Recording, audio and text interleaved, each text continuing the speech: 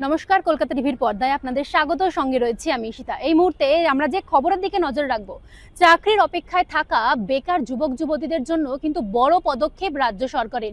সম্প্রতি যে খবর আমাদের কাছে আসছে যে যুবশক্তি ভরসা কার্ড প্রকল্প বলে রাজ্য সরকার একটি প্রকল্প আনার কথা ঘোষণা করেছে। কি পাবেন এই প্রকল্পে? এই প্রকল্পে যারা ন্যূনতম মাধ্যমিক পাশ করেছেন সেই রকম পরীক্ষার্থী থেকে শুরু করে স্নাতক পাশ শিক্ষিত বেকার যুবক যুবতীরা কিছু ভাতা পাবেন সরকারের তরফ থেকে। কত টাকা করে ভাতা পাবেন? যেমনটা আমরা জানছি, ন্যূনতম মাধ্যমিক পাশ পরীক্ষার্থীরা মাসে 2000 টাকা করে ভাতা পাবেন এবং স্নাতক পাশ বেকার যুবক যুবতীরা মাসে 3000 টাকা করে ভাতা পাবেন। তার জন্য কিছু শর্ত বেঁধে দেওয়া হয়েছে সরকারের তরফ থেকে। না কি সেই শর্ত? যে বয়স হতে হবে 21 থেকে 40 বছরের মধ্যে, তবেই আপনারা এই ভাতা পাবেন। এবং আরো একটি গুরুত্বপূর্ণ যে শর্ত বেঁধে দেওয়া হয়েছে সেটা হলো যে আবেদনকারীর পরিবারের মাসিক আয় হতে হবে 1 লক্ষ টাকার কম।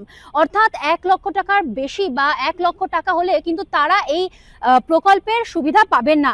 তবে এখনো পর্যন্ত আনুষ্ঠানিকভাবে চূড়ান্ত আবেদন প্রক্রিয়া সম্পর্কে কিন্তু কিছু জানা যায়নি, অর্থাৎ সেই আবেদন প্রক্রিয়া এখনো শুরু হয়নি। তবে অক্টোবর মাস অর্থাৎ পুজোর আগেই যে বেকার যুবক যুবতীদের মুখে হাসি ফুটতে চলেছে তা কিন্তু জানানো হয়েছে। এখন এই পর্যন্তই। আরো খবরের জন্য নজর রাখুন কলকাতা টিভি রাত দিন 7 দিন।